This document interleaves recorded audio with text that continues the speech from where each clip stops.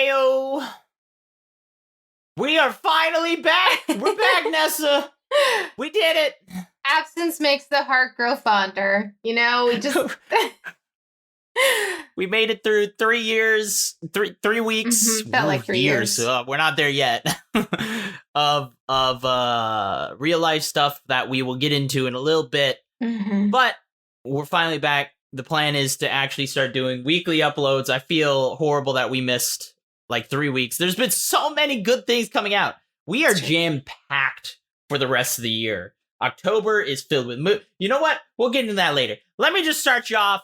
Hey, Nessa, question for you, as we always begin. Why is Marvel bad at action sequences? I believe that, excuse you, we had an amazing action sequence with the single camera shot in Loki. That's pretty good. But that's... that is... Okay, I will tell you, that was absolutely one of the best shots I've seen Marvel do in a long time. But... I will agree. That single, the one-shotter in, what was that, the third episode? Was that? Oh my god, that was champion. However, that's going to be my reason why Marvel struggles with action sequences sometimes. They over-rely on quick cuts rather than just allowing the action to unfold. They jump around to create drama when I really think that they have the budget and the time and the stunt capabilities to do more one-shots. They have the stunt people, and I know who are a lot of the stunt people who worked on some of it. I know Aaron Toney, is that his name? Who's the double for Sam for Falcon, Anthony Mackie and stuff. And they have some amazing... I don't blame the stunt doubles. I don't even blame the stunt coordinators, maybe. I don't know what it is. It's a director choice. And Marvel is really good about giving newer directors opportunities, which, I mean, we'll get into with this film that we're going to talk about, actually, with Kate Shortland. But, yeah, you're right. Like, I don't know what it is. I don't know why they feel the need to cut. If someone throws a single punch, it cuts like 3 or 4 different times to show a single punch, and I don't understand that. And then the shaky cam. Yeah, I know you probably can't hear that on the audio, but it was me rapidly shaking my fist because they love shaky cams all of a sudden. Yeah, so and it's not just a Marvel thing. It's because it builds drama. It's the same reason that several directors that I get very angry at don't mix sound well. So the talking parts are too quiet, the action parts are too loud, because they want you in the theater to like be overwhelmed with a cacophony of noise during the action sequences. And I talk to people who are audio engineers who've listened to interviews, and they do it on purpose. And it makes the casual viewing experience really obnoxious, like significantly obnoxious. Yeah. And they don't care because, well, I think some directors maybe have some ego problems, but they want to shove what they think the experience should be on you. And I mean, they're a director. They are making that viewing experience. That is their choice. But I think that's where a lot of the cuts come in too. And I personally find it lazy. I think it's just easy. Oh, yeah. I totally agree. I mean, there's so many... We just... what was the... Snake Eyes that we might talk about has still had some of the same issues, but they did it a little better. There's just a lot of... I do have a comment on this, though. For how we should be fair. I didn't think of this. I watched something recently that was filmed during the pandemic, and it had a lot more cuts than previous seasons of the TV show. And I was like, this is really choppy. And then I remembered a conversation I had with someone from a TV set. And normally it takes actors 4, 5, 6 takes to get into it and get the good take. But because of the pandemic, they have to fog and they have to do all this cleanup every 10 to 15 minutes. So they get through 2 or 3 takes and then have to reset completely. So they never get to hit their groove. So I thought is things that are coming out right now potentially were filmed during the pandemic, and there are more cuts because you didn't have a full good take and you have to cut together different takes. more so than before. Sure. I mean, that makes sense. Yeah, they just don't. I mean, they don't have the time for it either anymore. Mm-hmm. So because they can't take as many shots in a row. Because I mean, some action sequences. I mean, most of them take weeks to film.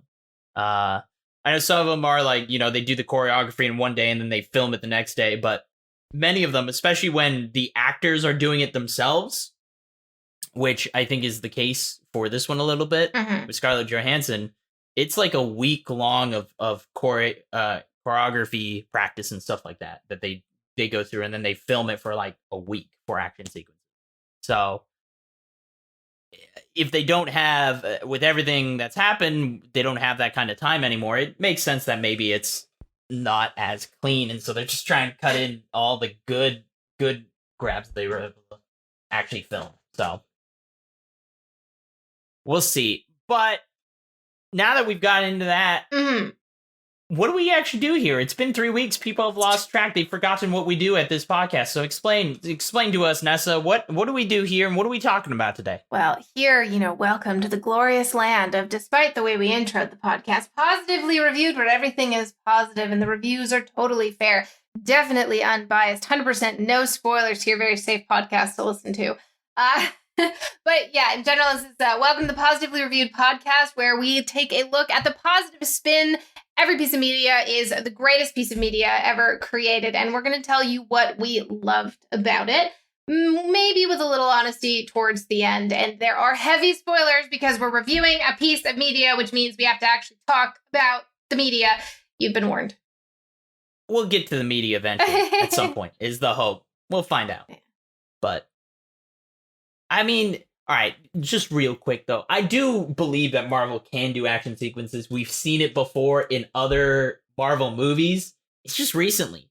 And I don't think it's necessarily a Marvel problem. It's a Hollywood problem in general. Like, a lot of movies are not good at it. But that being said, we are talking about action. We are talking about Kate Shortland. We're talking about Black Widow, Scarlett Johansson, and people involved with that. Because it is the greatest content, piece of media ever created. Until next week. So this was, I feel everyone should know what this is. For those who don't, it's created by Marvel Studios and Walt Disney. It was directed by Kate Shortland, which you probably don't recognize that name at all. I realize I wrote the name wrong on the thing. It says Care Shortland. It's Kate Shortland. But I don't know anything. I went through her. She doesn't have much. She had a few television shows and like 3 movies that she's done. So yeah, but Marvel's pretty good about just giving directors and stuff their shots. They're really good about giving smaller people in the industry a chance to shine in their movies and TV shows, and some of them have really killed it. So it's good to see. Yeah, I mean, we don't have to jump into it too much, but I was very happy with how this movie unfolded. Any of my criticisms, again, will hold for the end, have nothing to do with the actual movie. I very much enjoyed the actual movie. I will say, for me personally, to go over, like, this was definitely one of the more... It was a movie that... It was a story that should have been told almost 10 years ago, you know? Yeah. It was... I think that's where it fell short, is that I think it's going to fall to the wayside, kind of like Ant-Man did. I think if you talk with anyone, Ant-Man was a good movie. Mm-hmm. But do you remember it that well? It's one of those movies that a lot of people... Okay, well, there's that, and that's just unacceptable. But yeah, it's one of those even Ant-Man and the Wasp and stuff, like, they're good, but they almost... The scale that the Marvel Universe has become has made these single character movies a lot less impactful and a lot less memorable in general. When you come from Endgame, Spider-Man's done a pretty good job, but yeah, when you come from Infinity War and Endgame and then go to something like this, there's a weird disconnect that happens, whereas the scale of one versus the other is it's just not large enough. And for that reason, I don't there's nothing wrong with that, but I think it makes people just be a little harsher on it, which I think is the truth. I think people were really harsh on this movie, but they didn't need to be. Yeah. Outside at the action sequences is where my biggest gripe is with it. Outside of that, honestly, I enjoyed a lot of this movie. And I will say, we'll get into it with Taskmaster. People way too harsh on Taskmaster. I will say underutilized character. We'll get, you know what? We'll get into it. We'll get into it later on. I'm getting off the rails here. What's your past experience with Marvel? We did Loki already. Yeah. Which was so good. I'm still Jonathan Majors. I'm sad that apparently Lovecraft Country is not continuing. They canceled that show, and I'm very upset about that. So that was Jonathan Majors' show.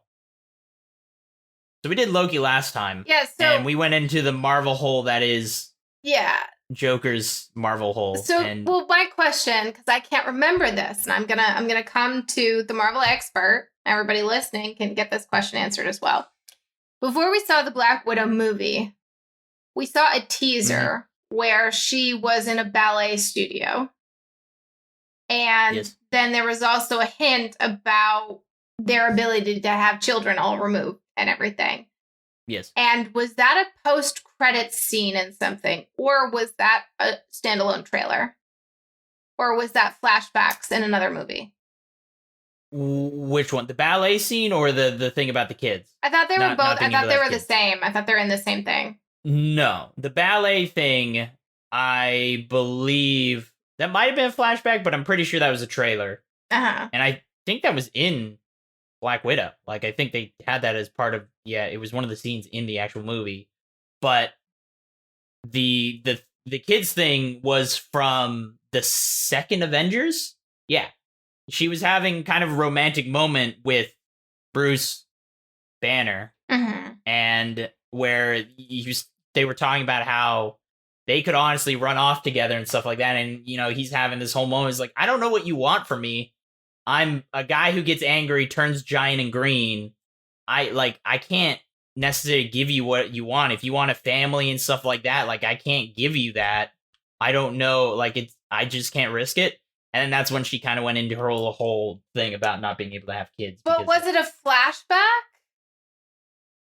No, that wasn't a flashback. They were in the house. They were in Hawkeye's house. Clint Barnes' house. No, when they were hiding out. There's a flashback where it's mentioned. Yeah, so it's in Avengers Age of Ultron. Is the ballet scene. Yeah, that's what I'm saying. And it's the flashback to the children thing. Do they have a flashback in that? They might have had a flashback in the moment, but all I remember is the conversation was happening in that part. Like, she was talking about it in the present in the house with him. Yeah. I don't know if they had flashbacks associated with it where we were seeing it. Obviously, Bruce Banner wasn't seeing it. So I YouTubed this. I found it. Okay. So the ballet scene and the children thing is a flashback, all in Age of Ultron. Makes sense because you recently watched Age of Ultron. So that's my previous experience with the media, and there's so much happening in Marvel. It's hard to figure out what's what. So the ballet thing was also that. So none of that was a trailer for the movie. But I watched Age of Ultron relatively recently to prep for WandaVision. And so that's why this was... Oh, yeah, because that's when they introduced Wanda and Vision. So this is why it was burned in my brain. And so when I watched Black Widow, I thought that it was going to be an expansion on that flashback. And it was not. But that was what I went into the movie expecting. I thought it was going to be her training days. She would have been insanely young, though. Oh, I understand why. It's logistically challenging to do that when 10 years later you have an actress who's 10 years older. It's very true. But that was my previous experience. They did have some mentions about, they finally explain Budapest and stuff like that that they've been referencing for a long time. And they've done those things. This movie took place actually when I thought it was supposed to take place. Uh-huh. I this movie took place when I thought all of the TV shows were going to take place. So I thought Falcon and the Winter Soldier, Loki, and WandaVision were all going to happen during the same time Black Widow happened, which was after. So this movie takes place after Civil War. So the third Avenger, or I guess technically the third it's considered a Captain America movie. Yes. So it's really Avengers 2.5. It's post Age of Ultron. After Civil War, but it's before. Yeah, it's post Age of Ultron, but it's before Infinity War. Yes. So Thanos has not come to the planet yet. Yeah. So that's when Black Widow takes place. And that was the same thing. That was an interesting that they opened with a scene from Endgame as the opening for this one. Was that's what? No, that's not what happened. That was the trailer. Yeah, that They open with the little kids playing in the forest. With the flashback, the kids one. Yeah. Which, by the way, Chad, we'll talk about later, but the kid that actually played Natasha, the younger version of Natasha, is Mila Jojovich's daughter. Which, I mean, I know you like Mila Jovovich, right? I don't even know if I've seen anything she's in. I just know that she keeps getting cast in a video game movies. Fifth Element.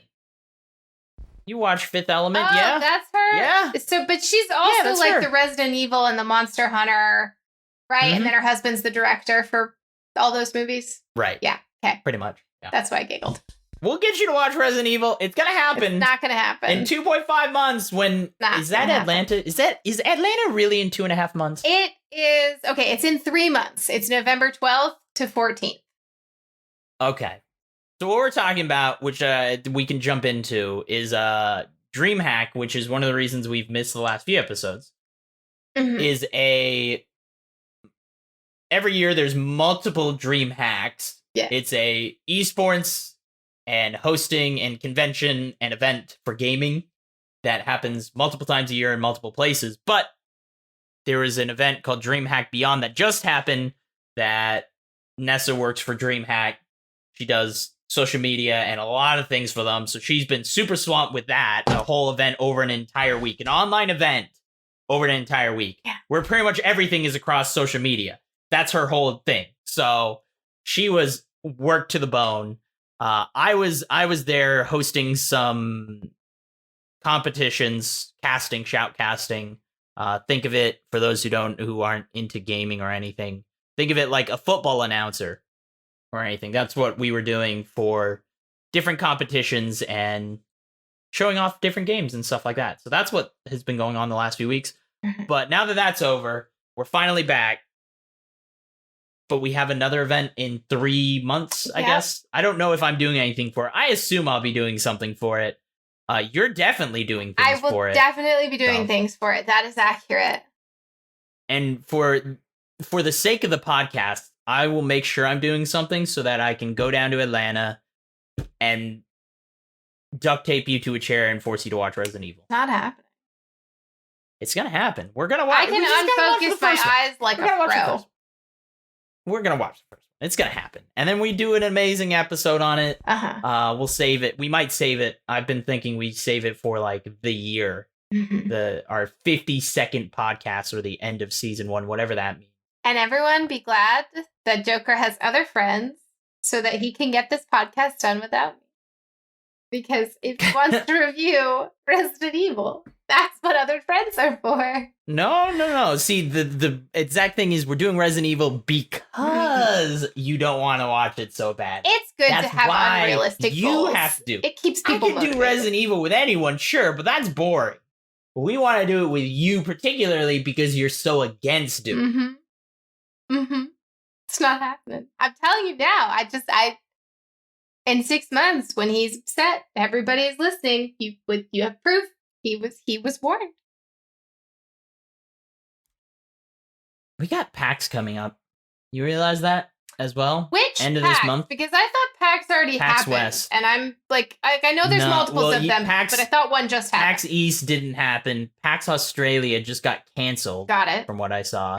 PAX West happens at the end of this month. Oh. I don't know it's going to be we paid a lot of money. This was the most expensive PAX for sure. They got you with the fees. They're like, oh, it's $300 for a 4-day pass, which is already more expensive. It's like going to Disney. And then they're like, oh, by the way, there's like also a Disney. Yeah, and then it's also, oh, hey, there's a $90 service fee. And it's like, what? Service of what? What fee are you talking about? What are you doing for $90 here? That's how they get. A lot of places have been doing that, and I'm sure I know concerts and stuff get you with that all the time too. But maybe we got a lot going on. Massages at PAX, and that's what the service fee was for. I would be okay with that. I mean, that would be worth it that occasion. So we'll see. I'm a little worried. It's gonna be. I can already say it's probably gonna be a very boring event because I can't imagine. They did just confirm that they will require a COVID vaccination card. So initially they were like, you just need masks. And that's it. And they're still going to require that, but now you also do need a vaccination, which is good, in my opinion. Yes, it is. People can feel how they want with that, but no, you know what? No, you can't. Get vaccinated, okay? Yeah, there's no side step there. Like if you can safely get it. If you're worried about getting tracked by our government, you have a cell phone in your pocket, you're screwed. I'm sorry. That can't be your excuse. It's a garbage excuse. Oh gosh. Yeah, no, it is important to remember there are people who can't get it. I have a friend who's like severely allergic to everything, and her doctors are just immunocompromised, and they're like, you're just gonna be inside for the next 5 years. Jesus. Yeah. It sucks. But yeah, so good job, PAX. Yeah, I'm happy they did. I was worried when they initially, I was like, that's definitely a direction, but I guess they can't necessarily force it. But it is a private event, so I didn't know, because I know Washington isn't requiring. We're doing pretty okay, though. We've got like 80% vaccination rate or something like that. We're really high, so compared to the rest of the country. So we're doing okay over here. Anyways, enough about that. We, I guess to quickly step off, we're kind of all over the place. We're getting back into it. It's been 3 weeks. We got to get back into this, I guess. But our future plans for this podcast, just to mention briefly, is Nessa is once again busy. She's got real life stuff again. I'm the worst. Going on next week. So we'll probably have Dea, at least I'll try, and have him back on. Did we even introduce ourselves? No. I don't even know if we didn't introduce. You know what? It's too late now. You don't know my name. I'm just a mysterious man. And you don't know Nessa's name either. She's also just a mysterious woman. Very mysterious. Congrats on that. But we will, the hope is we are going to be, not even a hope, I'm going to make sure we're going to have weekly episodes again. And we might actually film some backup that we can push out if need be. There's a lot coming out. There's a lot. So some of them might be a little late. You might get, who knows, Green Knight. I was talking about earlier. I've seen Green Knight. We might do a podcast on that with Dea. I don't think Ness is going to see that movie. So we might do an episode of that. And that might just come out in a week or in 3 to 8 months. Who knows? Whatever it is, we'll have some as backup so that hopefully we won't ever miss another week. It's like when someone's coming to install an appliance at your house. It's like that kind of window, 3 to 8 months. You don't know. Just got to be there the whole time and wait and see. Exactly. You never know what we're going to do. I do think we need to do some theme months. I've been thinking about some theme months. We do like a video game month where we just talk about video games, or we do a all old school movies, I guess. Movie like 80, we do 80s month or 90s month or action movie month or horror movie, zombie movie month. Be great. I mean, if you want to pre-record one of those with somebody else, that's, whatever floats your boat. Nope, that's with you. There's no other options. I don't have any other friends, so. Lie. Yeah. How are you settling into your new place? The last time we talked to you, I know it's been a month now. I know you pretty much were living in an empty house as you were scrambling and just tears everywhere as you're just trying to make DreamHack Beyond happen. But now you actually had some time to get your new place up and running. So you've been building furniture and all that stuff. Yeah, how's that fun? You got a trash can. You're happy about that? I have is what a trash we were talking can. About. It's a shiny trash can. It's a stainless steel. Matches all my appliances, but then the top of it is plastic, so it doesn't get like fingerprints and stuff on it. It's the best combo. I was very particular about what kind of trash can I wanted. All stainless steel is not worth it. It gets fingerprints on the lid. And then you have to clean it. Yeah, and like I don't want to clean my trash can just seems like that just seems redundant. You don't want to do that. So I did that. Put together some great patio furniture earlier. My mother came and visited recently so she could see the house. And this is peak adult excitement right here. She bought me a KitchenAid stand mixer. Like one of the ones that's like this big metal stand thing and the head tilts back and it goes in the bowl and you turn it on, you can walk away and it just mixes for you. I have no idea what that is. How do you not know what this is? I don't understand. Do I look like someone who does a lot of cooking? I assume people knew what these were. It's okay. You know what a mixer is, right? Well, yeah. Okay. So you have a bowl and you have like the head of a mixer and the mixer's in the bowl, but the mixer head is like attached to a stand. So you can just put it in the bowl and turn it on and walk away because it's all held there. So it's just a blender. Yes.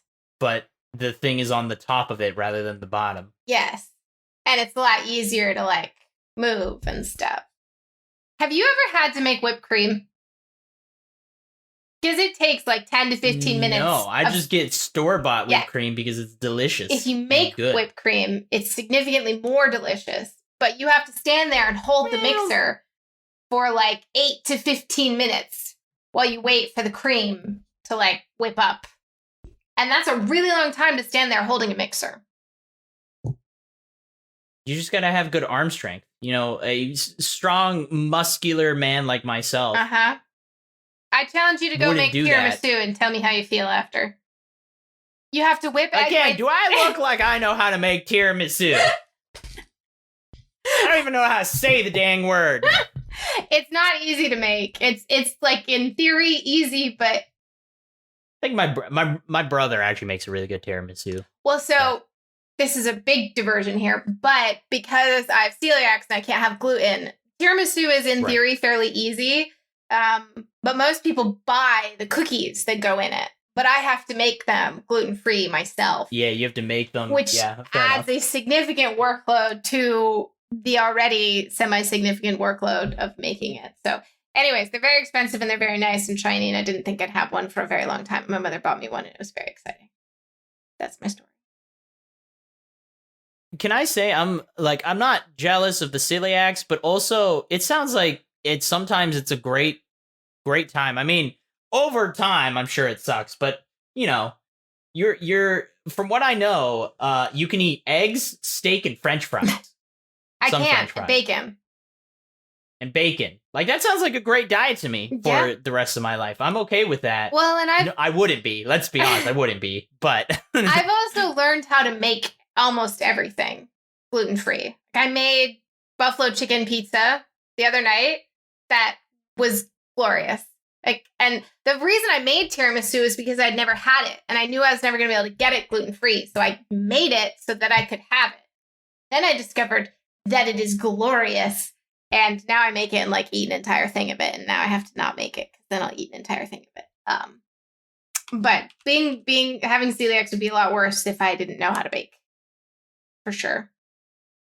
Yeah, well, I mean, I feel if you have something like celiac, you almost have to learn how to cook all your own stuff. You can't rely on other sources, I guess. So. Yeah.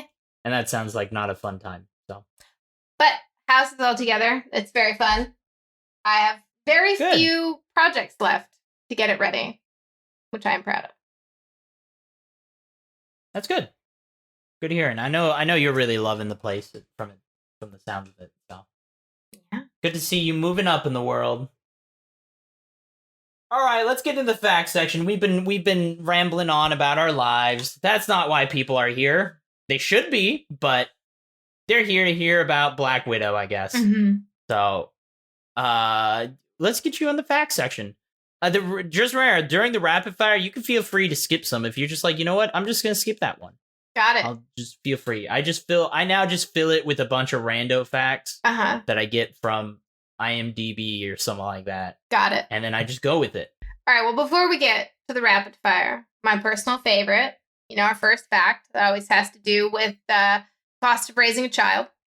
So, fact 1, the budget was $200 million and the box office was $356.8 million, which did not include streaming revenue, which is a separate discussion for Scarlett Johansson.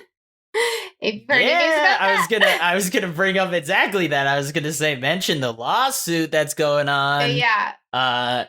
Because potentially in the rapid fire facts, we might have something on that. All right, so we'll hold. Ooh, there's a teaser. Now if they have to listen to the rest of the episode. That's true. Or at least for the next 10 minutes. Yeah.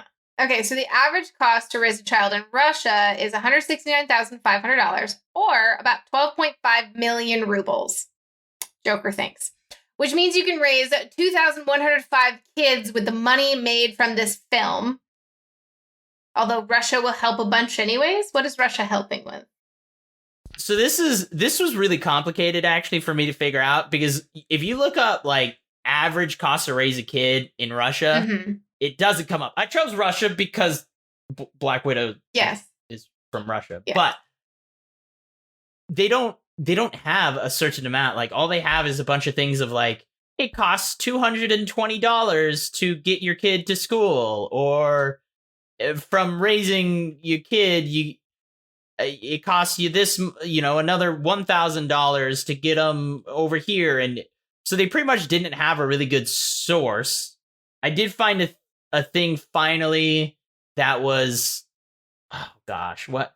How did I do this math again? This is why I'm not fully sure how much it costs. I know it's significantly less than the US, but at the same time, Russia actually helps. They're trying to increase the amount of people having kids, the amount of families in Russia, because apparently it's not that desirable. So they literally just give you money for having kids. And the more kids you have, they give you more money.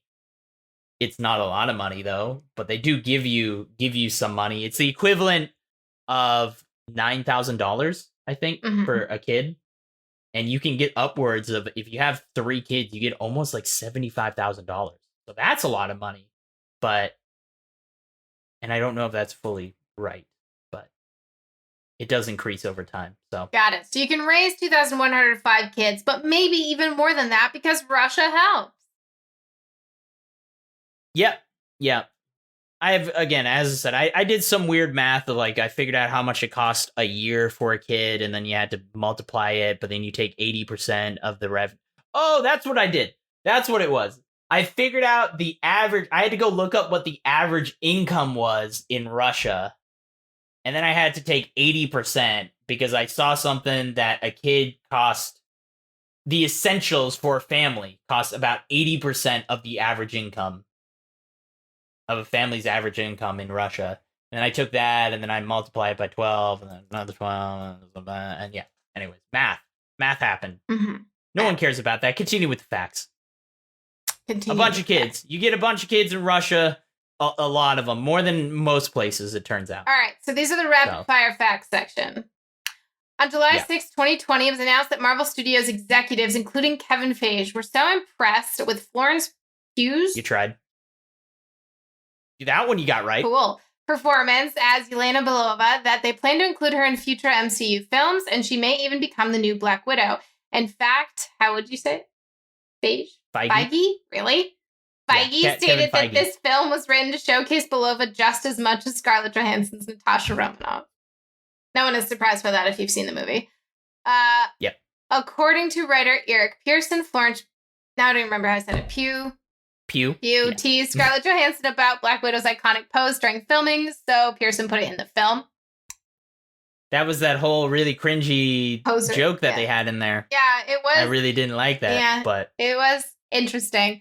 Yelena dismissively calls Alexei the Crimson Dynamo instead of Red Guardian, which is a separate Russian villain from the comics that is also one of the inspirations for Ivan Vanko in Iron Man 2. Yeah, do you remember Iron Man 2? You remember that movie? Not really. Okay, well, do you remember there was the guy with the electric whips or whatever? Oh, yes, now I remember it. That at least? That's the one. Yeah, that's Ivan Vanko. Yeah, with Vanko. Who's the actor that plays the evil person though? Because he's like something. You're talking. Oh, we just watched Mr. Right. Yes, because he's in that. I know exactly what you're talking about. Sam something or whatever. Sam Rockwell. Nailed it. Thank you. You just had to say Sam, and I got it for you. I totally forgot. We'd watched Mr. Right. And he played as Jeremy Hammer. Is that his name? Yeah. Hammer Tech or whatever. Yeah. And so I had been looking what else Sam Rockwell was in. It was Iron Man 2. Forgot about that. But like in the back of my head, I just kept going, I have to watch Iron Man 2 again. I have to. And then I sat down to watch it. And I remembered that was why I had been jonesing to watch the movie. And it was really weird to see him go from the Mr. Right character to the Iron Man 2 bumbling villain. Gotta watch. I mean, we've talked about before Galaxy Quest. He's also in Galaxy Quest, which is fantastic. So it's good. No, he's great. Okay, but yeah, they have Crimson Dynamo is a character in the comics that usually fights Iron Man. And it's technically in the MCU, it's the father of Ivan Vanko. So got it. Right in prison, the semi-start of the movie. Alexia arm wrestles a giant prisoner named Ursa. In the comics, Ursa Major is a fellow Russian hero who has the ability to turn into a bear. Name checks out with the whole constellation and everything, too. Yeah, exactly. Yeah. This is Scarlett Johansson's 9th time playing Natasha Romanoff, if you include Captain Marvel. Johansson's contract for the solo outing, although an extension, is independent from her original contract. Her salary for her supposed final outing, as stipulated in her deal, is $25 million. With an additional $6 million bonus if the film worldwide gross above $900 million. All right, this is where the lawsuit comes in. I think I haven't looked into the lawsuit too much, so I don't know that much on what it is, but I think that's part of the reason why she was against the whole streaming stuff, is that basically she might have lost out on $6 million bonus just because people were watching it on a streaming service, which isn't box office tracked as much. I don't know exactly how that works, but it's not box office. So what happened was when I think even pre-pandemic, they were concerned because of Disney Plus and streaming platforms that the movie was going to co-launch on both. And they told her and her management that it would just be a box office release. If those plans changed, Marvel was like, obviously we would come and talk to you since it's a big part of her contract. And it released on both and they didn't come and talk to her. And there's precedent here because all the movies HBO Max is doing straight to HBO. They all paid like Will Smith and whoever, like The Rock and whoever else, all the people in those movies, they paid them their max payouts for whatever their box office bonuses were in their contracts in order to be able to put it directly onto streaming websites. And so this is different. This is Disney instead of Warner or whoever is the HBO movies. And so she's suing. And I think with her lawsuit, there's somebody else, and I can't remember who, but I think there's somebody else who, Emma Stone for Cruella is reportedly potentially pursuing it as well, because it, according to them, breaches the contract. So pretty much it's just Disney's not... I mean, I feel the simple fix is just...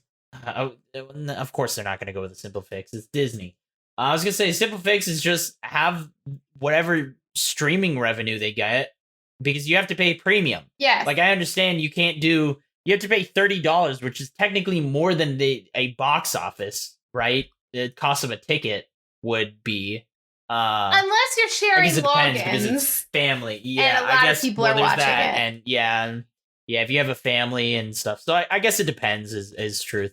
But if you also just have that revenue a little bit more public, which they're not going to do, but if they just at least added it even on their end to whatever the box office was, I feel that would help alleviate the situation. But I understand this. It makes total sense of like, hey, you just might have taken $6 million out of my pocket. Yeah. You know? Fair enough. Yeah. So. Okay, so Scarlett Johansson describes the film as its own genre and even named Logan as an influence along with The Fugitive and Terminator 2 Judgment Day. I like this fact because earlier, when you were talking about standalone movies, I was thinking exactly of Logan, since the X-Men movies were all compilation and Logan was a solo. Yep, yeah, Logan was so good.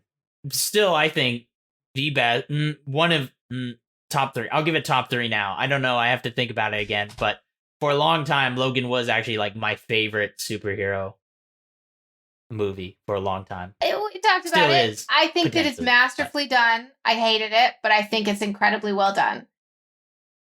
I don't get it. Like I said, it's like objectively, I think it's a great movie.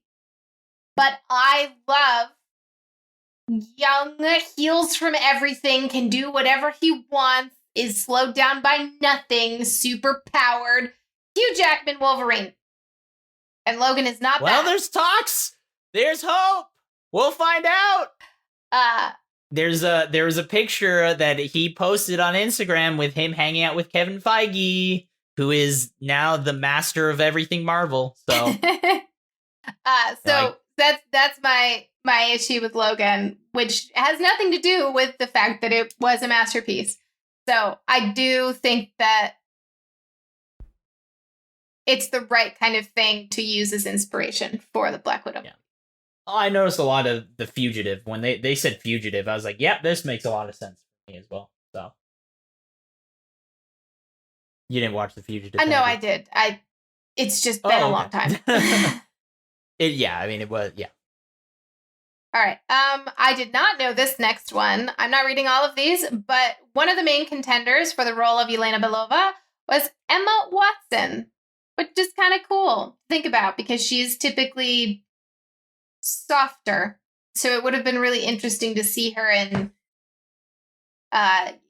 something with this. I can't imagine that. I'll be honest. I have a really hard time imagining that. You can't see Hermione and Belle, right? That's the right Emma. Yeah. Well, that's like you said. She plays a lot of softer roles, so it's like I'm not opposed. I'm never opposed to seeing people who get out of their. She plays goody two shoes roles. They're not necessarily soft. Right. Like Belle and Hermione have a lot of backbone, but it's true. They're very righteous characters. And I mean, let's be honest. In all of they always are they're the hard ones. They're the ones that wear the pants in all their friendships and everything. So. But when it comes to a Russian super trained emotionless assassin, that is not like a righteous rule following character. It would be such a departure. So who they have? She was absolutely wonderful. I thought like Florence Pugh was amazing, great choice, but seeing Emma Watson there would have been interesting. It would have been funny, yeah, and like funny in not a bad way. Just I think it would have been fun and funny to see. It would have been a surprise that I think people wouldn't have expected. I do, yeah. I'm all for actors getting out of their typecast and going from like you said Hermione and Belle to action hero. You know. I do think that there is something to be said about when you are casting the next stars of Marvel, it is potentially wise to choose people without a super strong another character that they're associated with. Right? Like you don't want to look at a character and be thinking of Hermione. Like Harry Potter is a massive successful franchise. I don't know if you want to take one of the biggest in the world. Yeah, I don't know if you want to take a strongly franchised character and put it into another strong franchise. And so casting someone who doesn't have that seems valuable, especially with it now established. Like, although granted, Robert Downey Jr. did kind of need a redemption arc early on, but still, like, well, he needed his redemption. But I mean, even Chris Evans, though. I mean, everyone knew him as Human Torch, but he's able to get out of that. Well, and that wasn't So I mean, some super of it is playing these successful, characters, and it was a couple of movies. It's not the same as being Hermione. I mean, when you say they have some, it's true. Yeah, it's true. I mean, but I look at people like Don Cheadle or Paul Rudd and stuff like both of them have some pretty big, well-known roles. But yeah, at the same time, I don't know if they have any like iconic. That's the one that everyone knows them as, right? Like they have a bunch of big roles that you recognize them for. But yeah, there's never that one, like you said, with Hermione. Like that's Hermione. You know her as that. You know. So. It would be like trying to cast Morgan Freeman as the devil. Yeah. Which would be great. It would be, but he always plays God. It's true. So you can't switch it. Anyways. I think Emma Watson would have been very cool. So Chloe Zhao was first considered to direct the film, but chose Eternals instead. Over 70 directors were considered and interviewed for this film. And I believe Scarlett Johansson actually had a pretty significant role in picking Kate to direct the film. Yeah, she that was her personal recommendation. Mm-hmm. So that's why they went with Kate Shortland, actually. So, but yeah, Chloe Zhao was actually in line to do it. Was literally asked if wanted to do this movie or Eternals, and chose Eternals. So we're gonna see Chloe Zhao in Eternals in what, next month or something? No, 2 months. Next month is Shang-Chi. October is Eternals. So that's what it is. But and we still have a Spider-Man movie this year, which we've seen nothing for. I'm just saying, we're gonna. I almost guarantee we'll get our first trailer at Shang-Chi. That's what I've been saying the whole time. It's like we'll get the first one at Shang-Chi. So Mattel. We also have What If. Isn't What If happening tomorrow? Is that starting tomorrow? Don't know what that is. What If is an animated Marvel series, which is... Oh, I do know what that is. It's that... What If is basically just... it's their version of... Well, they also have... Is it DC that has the one-shot? Or is it Marvel that has the one-shot comic? But it's pretty much just mini stories or universes that kind of go off and are completely irrelevant to the rest of the main universe, right? So they have, like, Marvel Zombies, and they have... Peggy Carter. What if Peggy Carter, instead of Steve Rogers becoming Captain America, they have Peggy Carter becoming Captain America, and all that kind of stuff going on. So it's pretty much what if other people in the universe became other heroes, or became the main heroes, or whatever it is. Basically, it's a what if, right?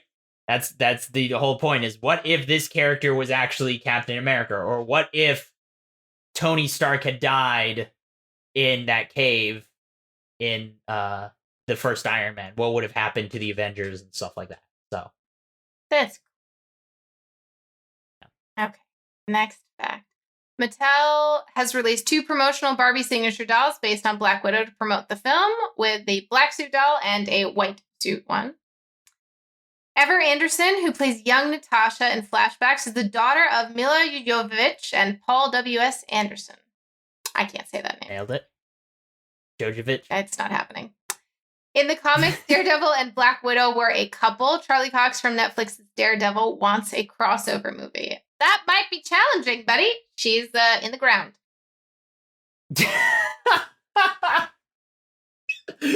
It's, I didn't think about this. Good point. Fair enough. I was thinking a prequel of some sort, but you know what? Sure. The post-credit scene between Yelena and Valentina has been confirmed to be a setup for Hawkeye. Yeah, that was spoilers. I guess we should have said beforehand, but yeah, I said spoilers at the very beginning. Yeah, that's true. Spoilers. Sorry. If you haven't seen post-credit, that's the only scene I actually want to talk to. We could be pretty good. I mean, I think we discussed it, that we were going to be a little spoilery in general. We weren't really scared, because I think we discussed that the worst episode of this podcast we ever did was the one that we heavily avoided spoilers, and it went horribly. So, if you haven't seen, a lot of people didn't even see the post-credit scene, which is weird. Like, have people not learned? We've had 10 years of Marvel movies at this point. Why are you not staying through the credits? Yeah. I don't understand. Yeah, like, you deserve to be spoiled. Which, we need to take another departure about typecast iconic characters being something else. Valentina.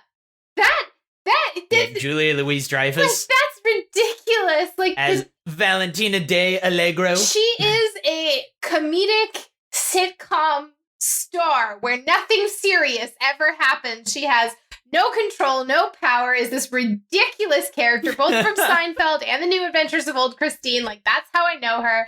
And when she just showed up, I'm just like, I can't take this woman seriously. I'm not scared. She's so perfect, though. She plays that character better than most people play the character from their comic. Like, the way that she plays the character is like almost straight from the comic.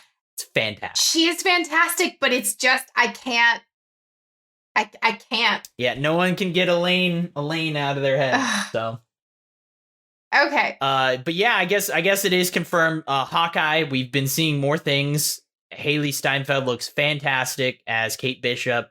God, what another one of those perfect casting. I'm so ready for that Hawkeye show. That's the one I've been most excited for out of all of them. So I'm hoping. All right, and so now some deep, funny facts. You know, that was our fast facts or rapid fire. Are we ready? Joker is taking in a deep breath, ready to dive in. Yeah, I guess I can throw it. Yep, this movie has been in the works for almost 10 years now. David Hayter wrote a script and it was set to direct in 2004, when the character's film rights were still at Artisan Entertainment and Lionsgate. So this was pre-MCU, obviously. They were actually planning on having a Black Widow movie back in 2004. But beyond that, once MCU started, they have had, I think, 3 different people write entire scripts for a Black Widow movie. One that was written back in like 2012. 2011. 2011 was the first one, which was like right after Iron Man 2.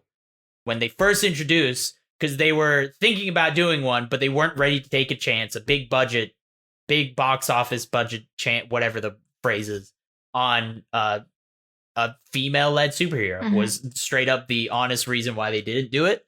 And also a side character on top of it, but they weren't ready to do it. And they've had, I think, 3 different full scripts and a bunch of different directors who had been hired and let go. I mean, like, they weren't officially hired. It was just in talks of doing a Black Widow movie.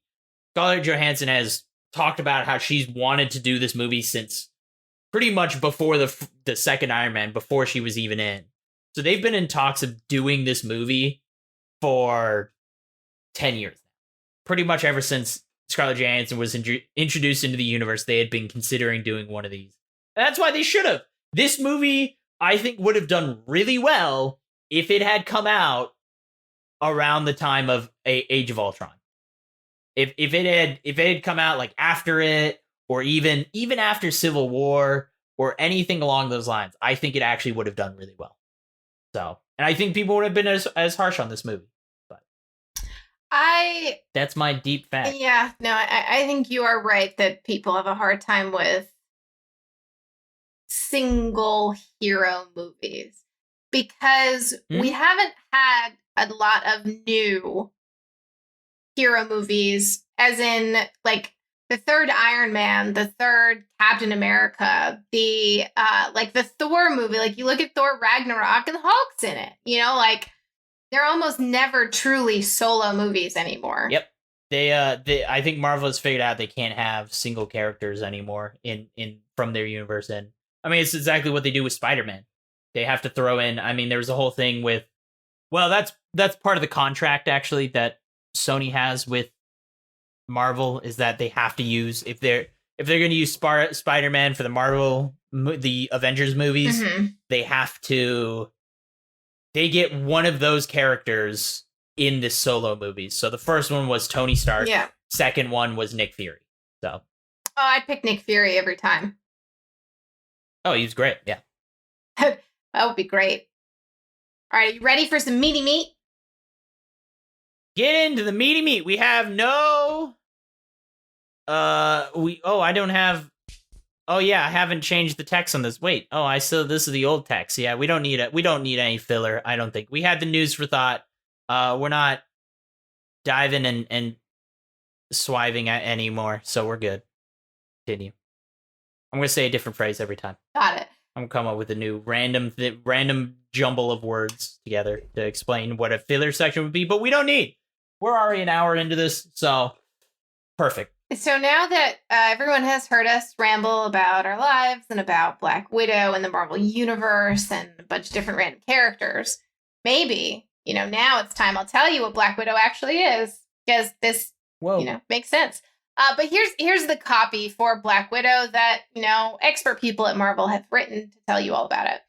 Black Widow is... As in Wikipedia. Yeah, well, let's be honest. Someone editing Wikipedia is probably some Marvel social media intern with approved marketing copy.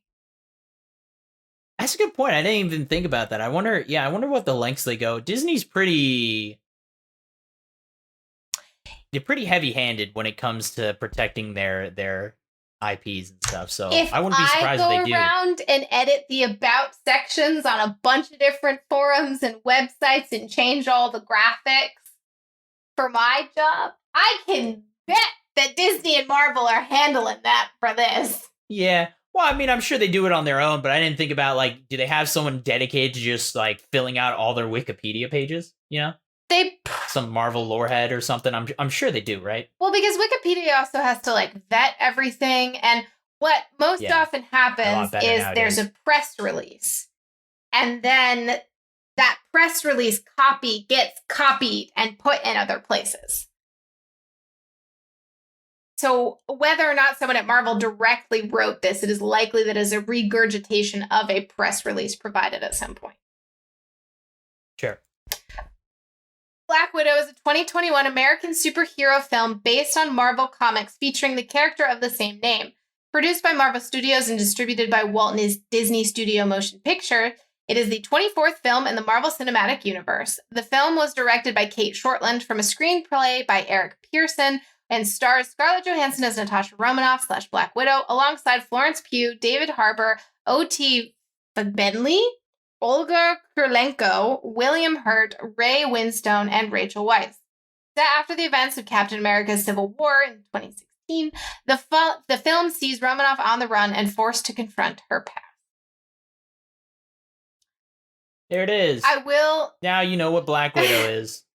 This reminds me that the Melina, yep. The mother figure, not actually Rachel the mother. Weisz. Yeah, so she is the second main character in Constantine, and which is one of my favorite movies of all time. Oh, and you're right. Yeah, when Black Widow started out, Reeves. And it was her, I was just like, what? I got really excited, and I'm also trying to remember if she's in The Mummy. No, that's different. Yeah, that is different. I see what you're saying, but no, the different woman. No, I mean she was picked. What she have is a bunch of, is it Emmys or Oscars, or she has some awards or something. I can't remember which one she has, but yeah, I know she's an award winner. I got Ray Winstone, who is the one who plays the, I can't remember his name, but he was the head of the Red Room and everything. So. Dreykov. Yeah. Draco. Yeah, Drakovich, or is it just Draco? Man, one would hope that we would know. Usually I put it down to the characters. It is Draco. Okay. Usually I put that all down in the characters section. I usually do just copy and paste all the names of people and who they go as the characters. I assume that with Black Widow we didn't need to do that, but apparently we do need to do that. So it is Rachel Weisz in The Mummy. It's the same actress. Is that? Yes. Wait, hold on. Whoa, hold on. Are you serious? That is her? She's one of my favorites. Wait, really? Yes. Oh my god, it is Rachel Weisz. Oh my god.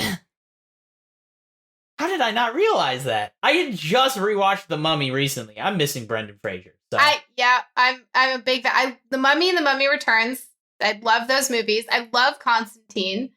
And this actress, Rachel Weisz, I find her very compelling. Yeah, she's fantastic. She was good in this, and she's great in The Mummy. Wow. And in I love The Mummy movies. Yeah. Yeah, she's done a lot. As I said, that's what she. I said Emmy and Oscar. It turned out it was Golden Globe. So I had it on the third try. But yeah, they have it's good. They had a good set. David Harbour playing as Red Guardian, fantastic. Same thing with Florence Pugh. They just all around. Mm-hmm. I think it's one of those that I'm trying to be as positive as I can be. The actors killed it for what they were given. I think the characters that were written for them and the way that they played it, champion. You love all of the actors and the characters that they portrayed. You love them so much, and you can tell they did such a good job, and they love doing it. I think some things fell short in character development and stuff like that. That was a little sad to see, but at the same time, I guess we should get into it. I mean, how are you feeling on your thoughts on the characters and stuff like that? I mean, Taskmaster is a good example. Sorely underutilized in this film. It was just a henchman, just another henchman, and it was just a shame because Taskmaster is one of my favorite Marvel characters. My top 3 favorite Marvel characters are Taskmaster, Moon Knight, and who's my third one? It must not be that much. I usually have my third one. Yeah, apparently not. I've just totally blanked on the third one for some reason. So here's my question for you. All right. If you were a massive Black Widow fan, you loved Black Widow, and you watched Iron Man 2. Sure. Wouldn't you feel like Black Widow was a little bit of a letdown and massively underused? Yeah. I don't know. No. Because, I mean, she had a good role in that, and she had a good reveal. But I think, I guess it's hard to say in hindsight because of the fact that we knew that she was going to be in a bunch of movies. I mean, I still think one of the best movies that Black Widow was in was that Captain America, the second Captain America, the Winter Soldier. I think her role in that movie, she was she was the co-star. It was Chris Evans and then her was basically the two people in that movie. That was probably the best she had. Well, one of the best showcases of her character. But I think because we knew she had other movies planned, I don't think it was a letdown. We knew she was going to appear in more movies. That's the thing. And that's why it's like, if we get Taskmaster in other films, which the way that Black Widow ended, I don't know if that's going to be the case. But if we had Taskmaster coming in other films, then I would be totally okay with how they had the character in this. I will talk about the character itself in this because it's not Tony That's a big spoiler. Sorry. Not Tony Masters. My bad. I think that... Sorry if you haven't seen, but... You're right that the setup doesn't totally lend to a movie, but I do think that it leaves open the possibility of a TV show, especially with Yelena. That's true. I guess that's a good point. I guess we could see good Taskmaster. That could be interesting. I've been waiting. I mean, people thought they were going to get it with Mysterio because everyone's like, Jake Gyllenhaal's not going to play a bad guy. He's going to be a good Mysterio. And I was like, that's a joke. Nice try, though. That's his whole thing, that he is deceptive. Good one, though. I think it's something... Yeah, so I could see where you might be let down if you were a big Black Widow fan from Iron Man 2, but it was the same thing with, like, Hawkeye from Thor. He was first introduced in the first Thor movie in that one scene. He had literally that one scene where he was sitting in the watchtower and he was going to shoot Thor with an arrow. And then that was it. That's how they introduced the character. But you knew he was going to be in more. Well, you don't necessarily know that. You don't know it. That's true, I guess. Yeah, I guess that would have been a huge letdown if that was his only thing. So I guess that's where I sat with it. Is like, you don't know. I think we knew Black Widow was going to appear more often, but I can't remember in hindsight if you knew that from Iron Man 2. So if that was the only film we had of Black Widow, then yeah, she would have been a big letdown. So now in 5 years, if nothing happens with Taskmaster, then you can be upset. But until then, you don't know. I would be surprised if they brought Taskmaster back. I hope they do, and they should. mainly because it's just my favorite character. They don't have to, but there's so many. I mean, we could go down the list of all the Marvel heroes and villains that are in the universe that have appeared and never been used again. There are characters all over the place, like Sam Rockwell's character.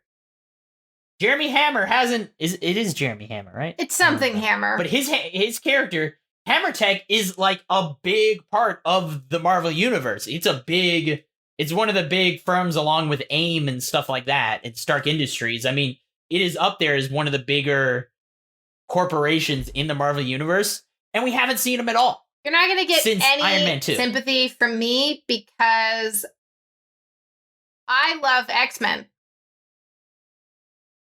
Right. And they're not exactly included. Well, that's at all. Hold on. I'm aware of the issues. I'm aware of the surrounding legal reasons the X-Men are not included. But at least Hammer Tech they will be not, a part. All right. At least there was something when it comes to X-Men. I just have to accept it's a completely different universe. We know X-Men are getting an entirely their own shows and stuff coming up soon because all of the rights have gone back to Marvel. You say soon. I'm still sitting here waiting, so I have no sympathy. Everyone even thought that they were going to be introduced in WandaVision, which I think was a possibility, but Marvel is way smarter than that. That's the thing. Is like they're way better at writing than hey, we'll just throw them in as a side thing at the end of WandaVision. Now that Quicksilver was brought into it or whatever. Or they were going to go with, Wanda's going to have a meltdown and she's going to create mutants. That they weren't going to do that. I don't know when they're going to. I know they've got that ball rolling hard. I'm pretty sure in the next year or two we're going to see mutants in the Marvel universe. So we had better. Yeah, we know. I don't want to hear that. We know we're getting X-Men. I mean, initially it wasn't their fault. I mean, it was their fault for selling the rights to X-Men like 30 years ago, but at the same time, we actually did get some good X-Men movies out of it. Yeah, I love those movies, so it's fine. Yeah. But yeah, there's a lot of things in Marvel they haven't touched on yet, but you know what? They've got hundreds of years to keep the franchise going. They will never catch up to the Disney comics. Money. Yeah. So anyway, for this movie, for Black Widow, I went into it expecting it to... Is that what we were talking about? Yeah. Expecting it to be right when she finishes her training and the story of her defecting. I thought it was going to be her blowing up the Red Room. I think that would have been really good. That would have been... I think that would have been... awesome. Yeah. Like... that would have been a good premise, too. I wonder...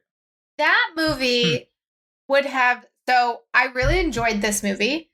You're right, the posing thing was a little cringy, but overall, there was a good lightheartedness to it that more and more of the Marvel movies have had, like Guardians and Thor Ragnarok. All of their movies are a much more. They found out that their thing is superhero humor. Yeah. That's their thing now. And I appreciate action scenes in between. And I thought it was well done. I think So with removing my expectations of what I wanted it to be, it was very good. The problem, and this isn't their fault, this is how the universe works. And this is where I think it's a problem for people. And it's not an actual problem because it's how these movies work. But it's why I don't particularly care about Marvel movies anymore. It was filler. Yeah. Well, that's the problem for a lot of people. But I mean, if you go back, you could say that about any of the solo films, looking at all of them in retrospect, right? Like Iron Man 2, Iron Man 3, all of those were filler films. They just weren't at the time because there wasn't as many Avengers. Yes, and so there's not as much that you're trying to reference while you're watching it. While you're watching Black Widow, you're trying to remember, did Captain America ever mention this Red Guardian dude who won't shut up about him? You're trying to fit in pieces, and it makes it hard to accept the movie as it is. Because as it is, I thought the movie was great, but it felt like you needed a flow chart. sometimes to know exactly what was going on.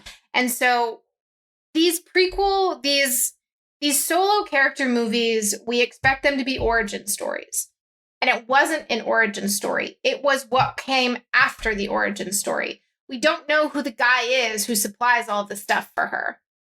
We don't know. Yeah, they did just kind of throw him in. We don't know many things. He really was a random character. And we still need a prequel. I think they have confirmed we're gonna see him more, from what I heard. We're gonna see him more in the MCU. It felt like this was introducing him, but I really like this movie. I just watched it, so I watched it a couple weeks ago, and I just watched it again today.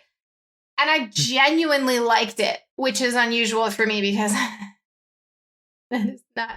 This is why cannot be said about other. This is why you need to watch Snake Eyes, because I think I like Snake Eyes better than Black Widow. So, but you like the other Marvel movies.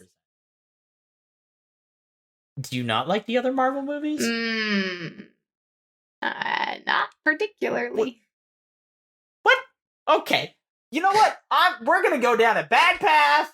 That's gonna end with some of them, and some of them tilt me off a cliff. Can't stand anything Captain America. Okay. But did you like Winter Soldier? I don't remember Winter Soldier. I just watched it, and I can't remember it. It actually made no impression on me. Huh. Okay.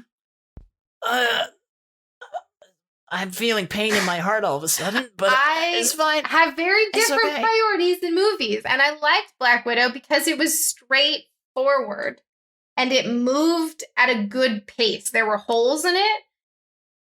It felt like a second movie. It felt like it was Iron Man 2. It was Black Widow 2. It wasn't Black Widow 1. That was the only thing I didn't like. That's fair enough. I think that's a total, I mean, it did feel like it wasn't an origin. It did feel like this is an established character, Yeah. This is the second movie of them, but they didn't have a first movie. But it was just all of the other movies combined make up the quote unquote first movie. So that's fair enough. I totally understand that. I do think people were a little harsh on this movie. As I said, my biggest gripe was the action sequences and how they were filmed. Mm-hmm. We talked about that earlier. Outside of that, though, I thought it was good. I once again, Taskmaster, I actually liked the way that they had the origin story. Yeah. I spoiled it, not Tony Masters. I love Tony Masters. I guess they could have. They're doing this with the Mandarin, right? They had the Mandarin in Iron Man 3, but they were like, oh, that's the fake Mandarin. And I guess they're having the real Mandarin in Shang-Chi now, which is good because people hated that. But yeah, I actually really liked it. I thought it was one that you knew you could see coming, but that's potentially good writing, right? Mm-hmm. Like, you don't have to have an interesting twist of all and be like, oh wow, it was the daughter all along. We didn't see that coming? Like, I feel good writing actually does a really good usefulness with foreshadowing and stuff like that, and so you could tell as the movie progressed, you could figure out who Taskmaster was. And I liked it. I liked the arc they actually give. And this is coming from a guy who's a very hardcore Taskmaster fan. But their recreation of him, or now her, in the MCU was good. I actually liked it. So,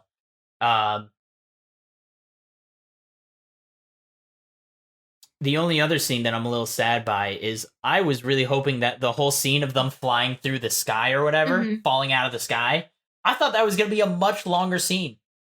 They could have done some really cool stuff with that. Some never before seen Marvel action scenes that they could have done. Imagine them actually fighting in the air for a little while as this platform is just falling out of the sky. Would have been sick, in my opinion. But it was a lot shorter than I thought it was going to be.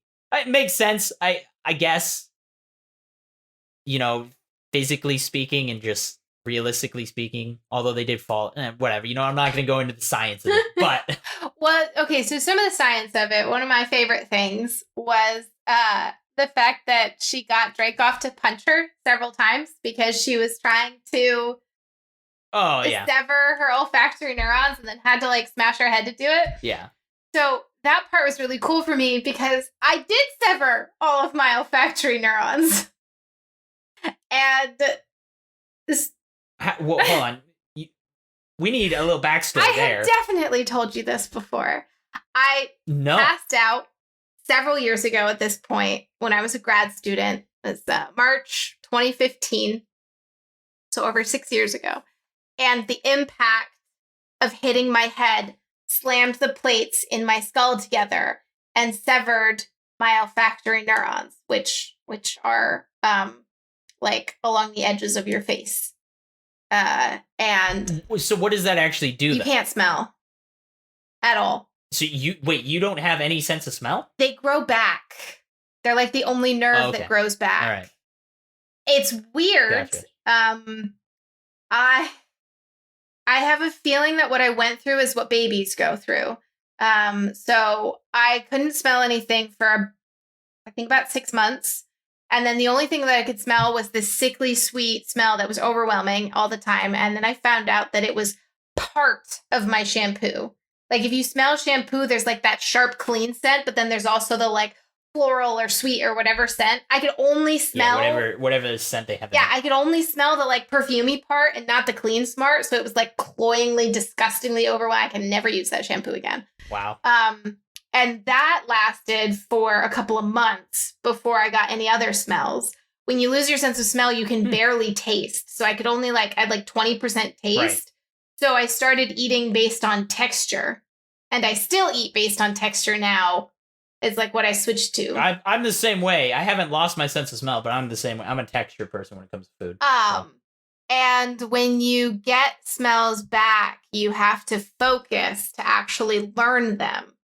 And so you have to sit there and smell and taste. And then I had to think about what I was tasting, remember what it used to taste like, and imprint that into my new neural pathways. And it's this really weird process, but I can't really smell BO or garbage or any bad smells because I've just not tried to. You just don't try to. Yeah, you don't focus on smelling them. Yeah, smell is something that you almost need to practice and use often. It was just a cool scene. It is something that can go away. Because I was like, they're pointing, that's exactly where they are. That's exactly how you would sever them. Now, she probably would have knocked herself unconscious, but, she's Black Widow, whatever. And it was just cool because I was like... Gone through a lot worse. I feel this part. There's probably nobody else in the world who feels connection with this right here, but I do. I know what she's about to go through. So I enjoyed that scene. And it was creative. Yeah, it was good. I mean, once again, it was one of those you could see where it was coming from. Yes. Because again, Marvel's good at writing. They are. At times. Yeah. Well, that's good. I didn't know you didn't have a sense of smell. It's better now. Well, you do now. Yeah. But yeah, you kind of have one. Well, now, and it also depends on the day. Some days I can smell and taste really well, and some days it's useless. It's the wires are all crossed and it just nothing works. So it really depends. Interesting. Okay. I gotta get. That's a conversation for another time. Let's just talk about. We gotta wrap this up. I think we're at a good amount of time here. So, how you overall? I mean, we kind of heard you actually like this movie. I watched it a second time. You did watch it twice. I haven't even watched it twice. Yeah, I haven't watched it twice. So, I really like. I feel the same way. I enjoy this movie. I think it's a good solo Marvel movie. Mm-hmm. That's the thing. Is that I think it's right up there along the same lines where we talked about it, is that it's the problem it struggles is that it should have come out 8 to 5, 6 years ago, whatever it is, in between actually after Civil War. Yeah. And it should have come out before Infinity War where it takes place. And I think it would have done a lot better. Ant-Man and Wasp did the same thing. Although that came out after Infinity War, right? Yeah, because people got snapped and they had that. Yeah, that happened during then. But, it's right up there with, I think these solo movies are just at a point where people love the Avengers, every hero in a film. And so anyone that just has a single one now is just not going to feel as impactful.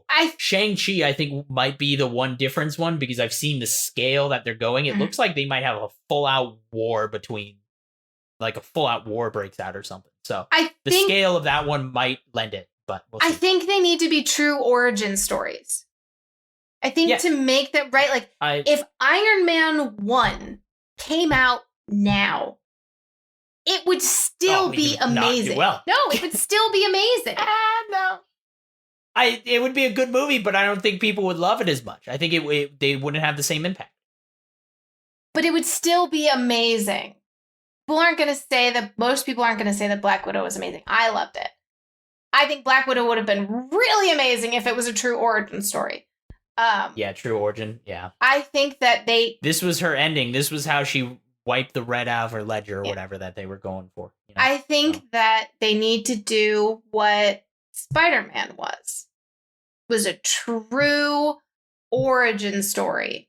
It was him getting his powers. It was him learning all of those things. It was him dealing with his tiny little city-based evil fight before taking on the universe. And the interesting thing is potentially, I wonder what it would look like to explore those origin stories as a 6-episode miniseries rather than a movie. I'll be honest, I think I almost always opt for miniseries and stuff over a movie. I mean, again, it's more time, right? You get like 6 hours versus 2 hours. And so you can explain so much more and you can make things so much more interesting. People also don't expect I understand that you don't the same scale, too. Right. Yeah, exactly. Even though Marvel has honestly Loki did a good job with the scale of that one. No, I don't mean like the scale of spending. I like the scale of the story.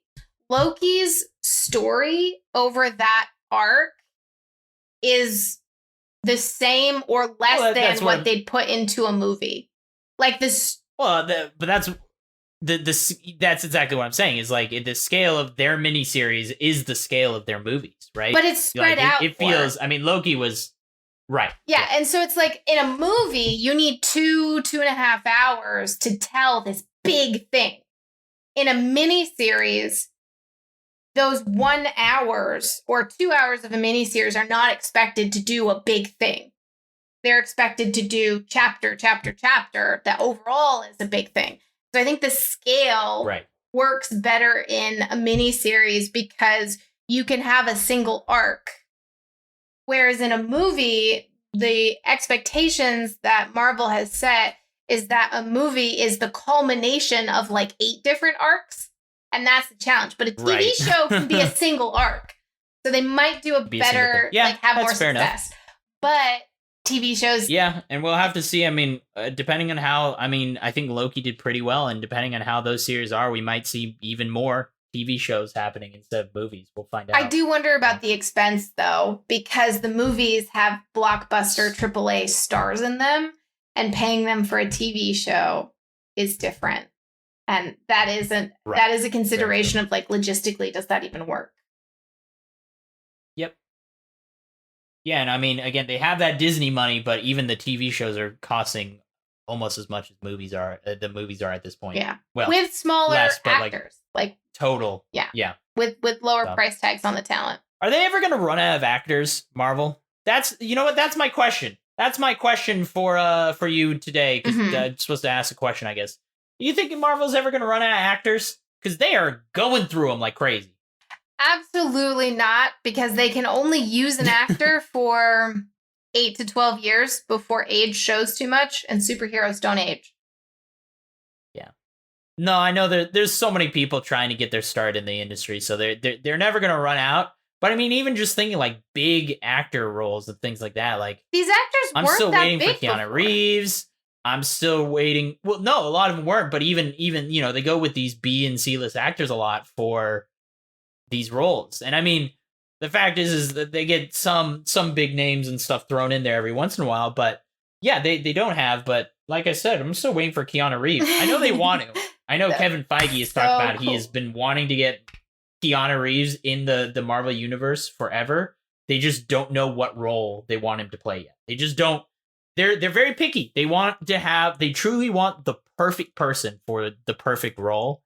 And they just don't know who they want him to play in the. They have some ideas of characters that might work for him, but they don't know how that character would work in the MCU, right? Yeah. Like the character that they want to put him as is not a character they want in the MCU currently. So I love.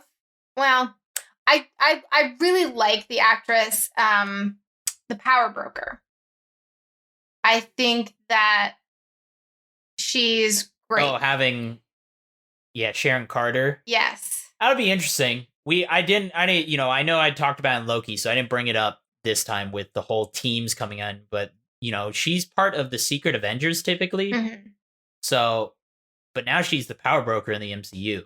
So we'll have to see how that happens. Well, and that's a good example of they're not going to run out of people because she was the star in this show called Revenge. And then she's like the co-star in The Resident right now.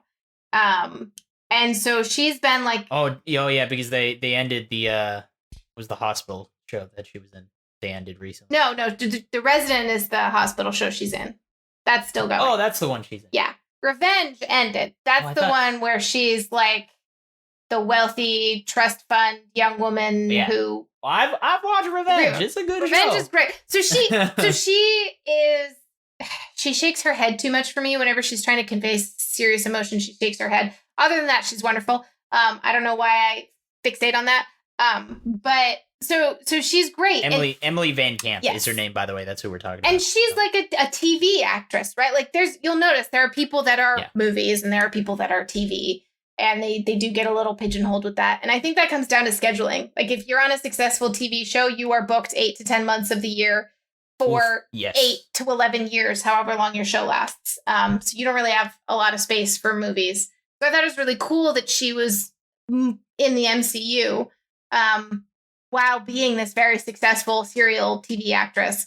And that I look at this and I think they're never going to run out of people because everyone is going to want to work. They have Marvel. Legions to work. Yeah. Oh yeah, Marvel's the place to be. If you want to make the big bucks and just get your break, that is the place to be right now. And I just remembered that it is the role that everyone is pitching for. So.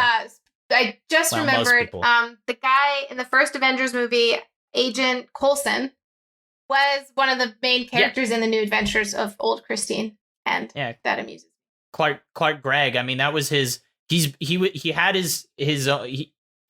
had some pseudo successful roles, right? He was never a big actor. He was, a D or C list actor, but he's one of the few people who literally had a role that became huge. I mean, Coulson was never a character in the Marvel comics until Clark Gregg played him, and he is now a fully written, fully fledged Marvel comic character that was written based on Clark Gregg, which is awesome. Yeah, like that's cool. There's not many people who could say that. So well, and the notes from this, so the woman who plays Yelena, like they were so impressed with her, they were like, all right, well, we're gonna just do a bunch more with you.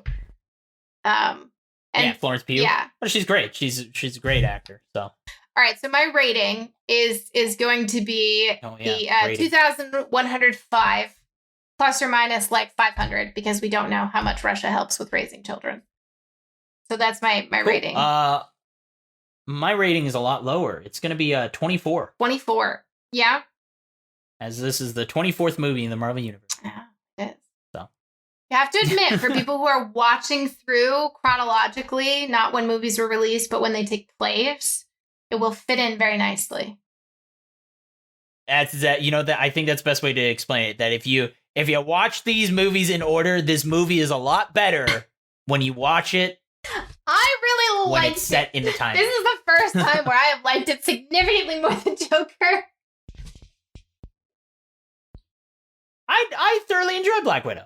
I think I am with you. I think you do enjoy it more than I did. Yes. But as I said, I just want to emphasize that I think people are being harsh on it. I think there was a lot of good. It was a good Marvel solo film. Better than some that they've had. Thor. Dark World. So they've done It's good, but I think you are right. I feel you enjoyed this way more than I did, surprisingly. Well, for this novelty, our request is that you rate the episode. You upvote and like and share and leave 12 out of 5 stars so that you can prove to Joker that, it was valuable when I liked something more than him, which is a rare occurrence. So we must savor it. But seriously, social media interaction, follows, comments, likes, reviews, all those things help a lot for other people finding our rambling podcast of joy. So if you feel it in your heart, have made it to the end of the episode, if you have made it to the end of the episode with us, you clearly enjoy it as much as I liked Black Widow. Yeah. So just know that those things make all of the algorithms happy. And, if you're watching us, whether you watch us live or catch us later recorded, you're going to find the podcast, Spotify, iTunes, Podbean. In theory, it's up on YouTube, although I haven't actually checked for a while, so I'm not going to make any promises. Yeah, it's going up on YouTube. It's just the audio. I have the video versions posting on my YouTube channel, but they've had some issues recently. I don't know what's been up with them. They've been doing some random stuff. Got it. But we do have a positively reviewed YouTube channel that does have that you can just listen to audio for it as well. So positively reviewed, the social media accounts like Twitter and Instagram and stuff are POS reviewed, POD, pause reviewed pod. You're going to find us. And, I think that's all of the plugs we super appreciate. Now, well, we go down our Marvel rabbit hole. We got Snake Eyes next week. I think that's the plan. Potentially. It's Snake Eyes or Green Knight. Do you want to do Suicide Squad? I guess is the question. Do you want to do? Is that? I mean, we're not doing next week. This is totally side note. Everyone, you guys can stop listening. But side note, Nessa, do you want to do Suicide? Do you want to do Suicide Squad, or do you care if like Dea and I do that? Whatever floats your boat. If you and Dea want to get together and record 3 or 4 episodes of all of the stuff that released recently, go for it. Yeah. I will watch Suicide Squad at some point. Okay. But I will also watch other things. Yeah. So, like, if you're doing things and you're doing like 4 things, you could put I'm just saying Free Guy comes out next week. Oh, I do want to watch that. A lot. So we might have to talk about that one. Yeah. But we'll see. That might be a good episode.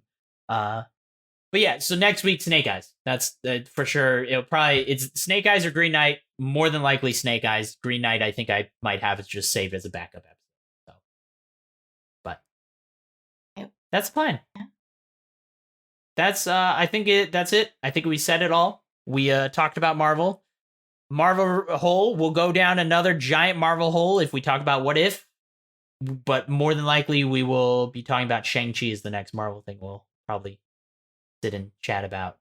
We got a lot of stuff. We are getting back to the weekly, so enjoy your next week off, and then we'll see you guys next week. So every week from now on, hopefully. Thank you guys for watching or listening. Those are people who are watching. Thank you for watching too. But thank you for listening, and share it with friends. Have a good one.